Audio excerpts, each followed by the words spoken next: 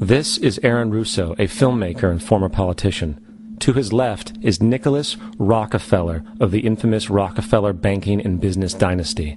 After maintaining a close friendship with Nicholas Rockefeller, Aaron eventually ended the relationship, appalled by what he had learned about the Rockefellers and their ambitions. I got a call one day from an attorney woman I knew, and she said, "Would you like to meet one of the Rockefellers?" I said, "Sure, I'd love to." And we became friends, and he began to divulge a lot of things to me. So he said to me one night, he said that there's going to be an event there, and out of that event, you're going to see we're going to go into Afghanistan, so we can run pipelines from the Caspian Sea. We're going to go into Iraq to take the oil and establish a base in the Middle East, and we're going to go into Venezuela and try and get rid of Chavez. And the first two they've accomplished. Chavez they didn't accomplish. And he said you're going to see guys going into caves looking for looking for people that they're never going to find. You know, he was laughing about the fact that you have this war on terror. There's no real enemy. He's talking about how by having this war on terror, you can never win it because it's an eternal war, and so you can always keep taking people's liberties away.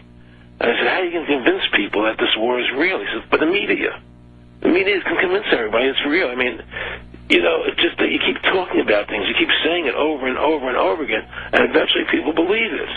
You know, you created the Federal Reserve in 1913 through lies. You create 9/11, which is another lie. Through 9/11, you're fighting a war on terror, and now all of a sudden you go into Iraq, which was another lie, and now they're going to do Iran. You know, and it's all one thing leading to another, leading to another, leading to another. Now, I would say to them, what are you doing this for? What's the point of this thing? You have all the money in the world you ever want. You have all the power. I said, you know, you're hurting people. It's not a good thing. And he would say, what do you care about the people for? Take care of yourself and you take care of your family. And then I said to him, what are the ultimate goals here? He said, the ultimate goal is to get everybody in this world chipped with the RFID chip, and have all money be on those chips and everything on those chips. And if anybody wants to protest what we do or violate what we want, we just turn off their chip. That's right, microchipped. In 2005, Congress, under the pretense of immigration control and the so-called war on terrorism, passed the Real ID Act, under which it is projected by May 2008, you will be required to carry around a federal identification card, which includes on it a scannable barcode with your personal information. However, this barcode is only an intermediary step before the card is equipped with a Verichip RFID tracking module, which will use radio frequencies to track your every move on the planet.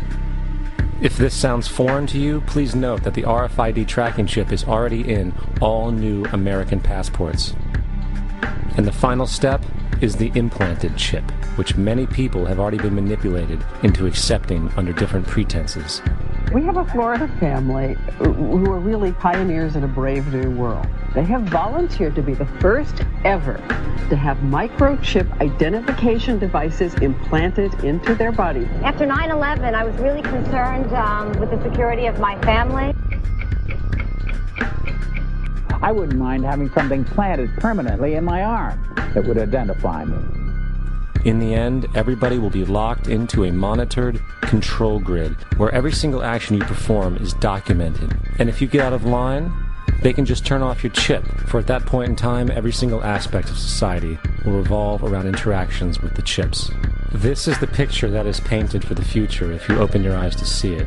A centralized one-world economy where everyone's moves and everyone's transactions are tracked and monitored, all rights removed. The most incredible aspect of all